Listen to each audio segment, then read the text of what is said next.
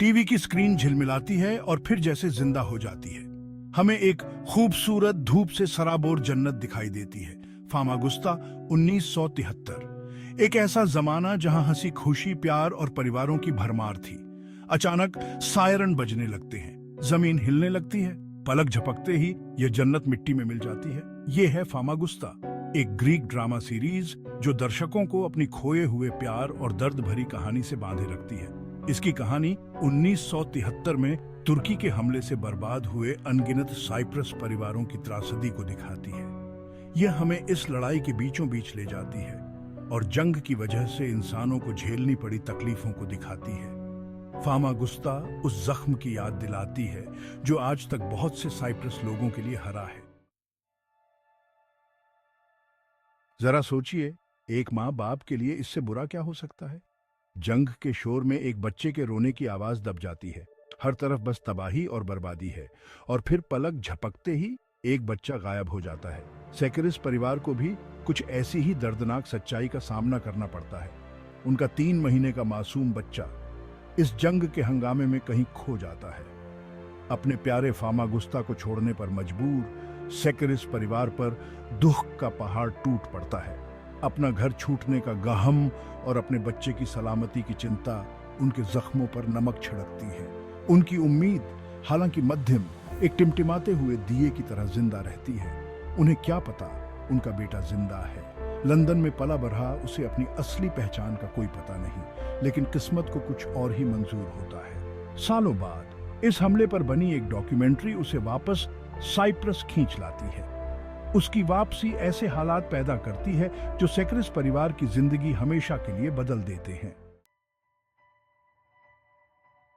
संगीत में एक अलग ही ताकत होती है जो हमारी रूह को छू जाती है, हमारे जज्बातों को और भी गहरा बना देती है। फामागुस्ता में प्रतिभाशाली क्रिस्टोस स्टाइलियानो का संगीत बिल्कुल यही करता है। यह एक ऐसा संगीतमय सफर है जो हमें हमारे नुकसान, पुरानी यादों और इंसानी हौसले की असली भावना से रूबरू कराता है। नो ओल्विडो यानी कभी न भूलने वाला, एक ऐसा गीत जो अपने आप में एक पूरी कहानी बयान करता है। मारिया फ्रांतूरी की भावपूर्ण आवाज में गाया गया यह गीत, जिसके बोल एलेना जियोगा ने लिखे हैं, एक ऐसी यादगार धुन है जो इस सीरीज के मूल विषय, बिना जवाब मिले सवालों के लगातार बने रहने वाले दर्द को उजागर करती है। यहाँ संगीत सिर्फ कहानी के साथ नहीं चलता, बल्कि उसे और भी गहराई देता है। हर एक स्वर, हर एक शब्द किरदारों के अंदर छिपे उस दर्द को दर्शाता है जिसे बयान नहीं किया जा सकता। यह हमें इस बात की दर्दनाक याद दिलाता है कि अतीत के जख्म, चाहे कितने भी पुराने क्यों ना हो जाएं, कभी पूरी तरह से नहीं भरते। चौथा भाग, विवादों का तूफान। फामागुस्ता ने एक बड़ा विवाद खड़ा कर दिया है। नेटफ्लिक्स पर इसके आने से जहां एक तरफ लोगों में उत्साह है, वहीं दूसरी तरफ तुर्की के अधिकारियों ने इसकी कड़ी आलोचना की है। उनका कहना है कि यह सीरीज गलत जानकारी फैला रही है और इतिहास को तोड़ मरोड़ कर पेश कर रही है। तुर्की के अधिकारियों, जिनमें उपराष्ट्रपति फुअत ओक्ते भी शामिल हैं, ने इस पर अपनी नाराजगी जाहिर की है। उनका तर्क है कि यह सीरीज सिर्फ एक तरफा कहानी दिखाती है और तुर्किश साइप्रस के लोगों के नजरिए और उनके अनुभवों को नजरअंदाज करती है। उनकी मांग साफ है, ऐसा कंटेंट बनाया जाए जो दूसरे पक्ष को भी दिखाए। फामागुस्ता को लेकर हो रहा यह विवाद साइप्रस समस्या को लेकर लोगों की संवेदनशीलता को दर्शाता है। यह इस बात पर जोर देता है कि कहानियां सुनाने का तरीका हमारे नजरिए को कैसे प्रभावित करता है, और यह भी दिखाता है कि इतिहास को लेकर सभी की समझ एक जैसी हो, यह कितना मुश्किल है। पांचवा भाग, दूरी को कम करते हुए। विवादों के बावजूद फामागुस्ता ने एक जरूरी बातचीत शुरू कर दी है। इसने साइप्रस समस्या से प्रभावित लोगों के दर्द को एक बार फिर से सामने ला दिया है। दर्शकों को जंग की वजह से इंसानों को झेलनी पड़ी तकलीफों, बंटवारे के बाद के हालातों और एक दूसरे को समझने की जरूरत का एहसास होता है। यह सीरीज हमें याद दिलाती है कि इतिहास सिर्फ कुछ तारीखों और घटनाओं का संग्रह नहीं है। यह तो अलग अलग लोगों और समुदायों की जिंदगी से बनी एक तस्वीर है।